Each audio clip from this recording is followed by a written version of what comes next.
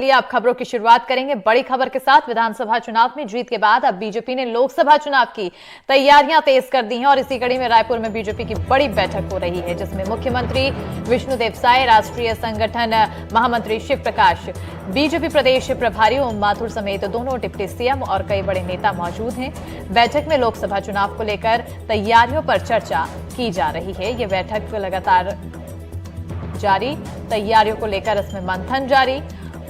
विधानसभा चुनाव के बाद अब लोकसभा चुनाव की तैयारियों में जुटी बीजेपी। बताते चलें कि इसी के तहत बड़ी बैठक चल रही है। रायपुर में बीजेपी की यह बड़ी बैठक हो रही है, जिसमें मुख्यमंत्री विष्णुदेव साय और साथ ही साथ राष्ट्रीय संगठन महामंत्री शिव प्रकाश, बीजेपी प्रदेश प्रभारी ओम माथुर समेत दोनों डिप्टी सीएम और कई बड़े नेता इस बैठक में मौजूद हैं। चर्चाएं लगातार जारी हैं। बैठक में लोकसभा चुनाव को लेकर क्या कुछ तैयारियां की जानी है, कैसे कैसे उन तैयारियों को अमल में लाना है, रणनीतियों को अमल में लाना है, इसको लेकर चर्चा की जा रही है।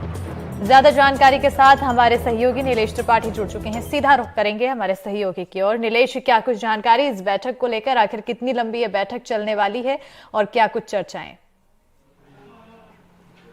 जी देखिए, बैठक की जो शेड्यूल है अस्मिता, वो लगभग शाम के 5 बजे तक है और जो प्रोटोकॉल जारी हुआ है उसके मुताबिक लगभग 2:30 बजे तक मुख्यमंत्री खुद इस बैठक में मौजूद रहेंगे। बैठक शुरू हो चुकी है। अंदर जन्म भवन का जो हॉल है वहाँ पर बैठक चल रही है। बीजेपी और जो राष्ट्रीय दल है उनकी एक परिपाटी रहती है कि सूचना तो दे दी जाती है मीडिया को, लेकिन बैठक के आसपास अलाउड नहीं किया जाता है। उसी के तहत आप देखेंगे कि दरवाजे बंद हैं और मीडिया को अभी अंदर अलाउड नहीं है, लेकिन जो जानकारी आ रही है उसके मुताबिक बैठक शुरू हो गई है। और ये बैठक कितनी अहम है इस बात का अंदाजा इससे लगाया जा सकता है कि इस बैठक में छत्तीसगढ़ बीजेपी के लगभग सभी बड़े आला नेता मौजूद हैं। इसके अलावा सरकार की ओर से जो अभी नई सरकार बनी है उसके मंत्रिमंडल के सभी लोग, मुख्यमंत्री खुद भी इसमें मौजूद हैं। राष्ट्रीय उपाध्यक्ष जो बीजेपी की हैं सरोज पांडे, वो कुछ देर पहले पहुंची हैं।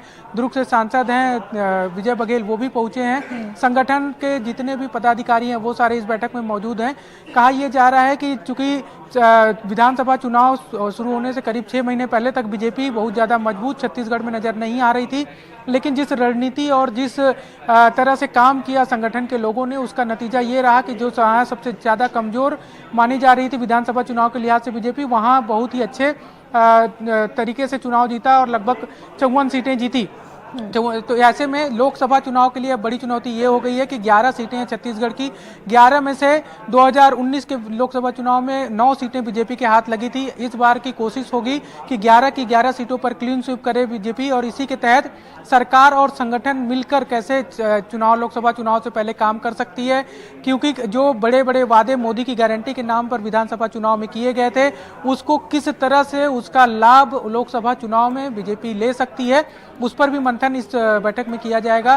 खासकर जो ऐसे योजना है जिसमें महतारी वंदन योजना सबसे प्रमुख है, जिसमें महिलाओं की का बड़ी भागीदारी रही बीजेपी के लिए, उसमें कब से उस योजना को लागू किया जा सके कि चुनाव में के ऐन मौके पर उसका लाभ पूरी तरह से बीजेपी ले सके। इसके अलावा जो अन्य योजनाएं हैं, इसलिए सरकार और संगठन मिलकर किस तरह से लोकसभा चुनाव में जाए और इसके साथ साथ जो फॉर्मूला विधानसभा चुनाव में बीजेपी ने अपनाया था टिकट वितरण को लेकर, क्या लोकसभा में भी वही फॉर्मूला अपनाया जाए, कुछ प्रोफेशनल्स को मौका दिया जाए। जैसे कि विधानसभा चुनाव में 2 पूर्व आईएएस को बनाया गया, दोनों पूर्व आईएएस जीते, एक ओपी चौधरी और दूसरा नीलकंठ टेकाम। इसके अलावा जो प्रदेश अध्यक्ष थे अरुण साव, वो खुद वकालत के पेशे से भी आते हैं, उनको भी मौका दिया गया, वो भी जीते। तो ऐसे में क्या लोकसभा चुनाव में भी प्रोफेशनल्स को, जो नेता हैं जो संगठन से पहले से जुड़े हुए हैं, उनके अलावा क्या किसी प्रोफेशनल्स को भी मौका दिया जा सकता है, इस पर भी विचार किया जाएगा। इसके अलावा साथ ही साथ बैठक चुनाव किस ओर जाए, तो किस तरीके से चुनाव लड़ा जाए, इन सारी तैयारियों को लेकर बैठक में चर्चा होनी संभव है। जी अस्मिता, चर्चाएं इन सब मुद्दों पर होना संभव है, लेकिन जैसे कि शुरुआत में आपने कहा कि मीडिया को जानकारी तो दे दी जाती है, लेकिन उसके बाद फिर बंद कर दिया जाता है कमरा और फिर भनक तक नहीं लग पाती है। ऐसे में ये माना जाए कि बीजेपी अब खलबली बढ़ाने की कोशिश में जुटी हुई है। जी बिल्कुल, देखिए एक इनकी जो तैयारी है अभी लोकसभा चुनाव को लेकर, जो नॉर्मल शेड्यूल है उसके हिसाब से अप्रैल में चुनाव होते हैं। पिछला जो अनुभव रहा है चुनाव का, इस बार कब होगा अभी तक कुछ वो नहीं है, लेकिन उसमें भी अगर हम माने तो 4 महीने का समय है। लेकिन 4 महीने पहले से उस दल की तैयारी शुरू हो जानी जो खुद अभी राज्य में सत्ताधारी दल है।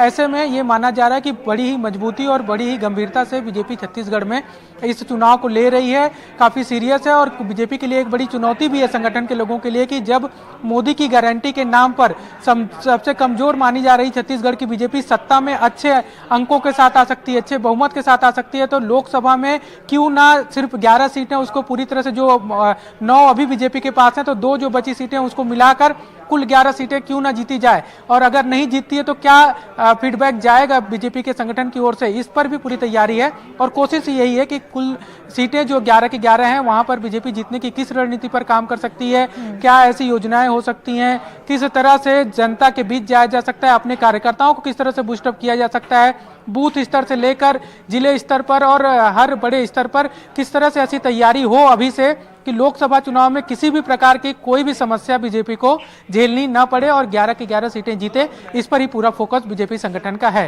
बिल्कुल जी, फोकस के तहत बीजेपी काम भी करती हुई दिखाई दे रही है और इसी के तहत लगातार बैठकों का दौर भी देखने को मिल रहा है। बहरहाल बहुत बहुत शुक्रिया नीलेश तमाम जानकारी देने के लिए।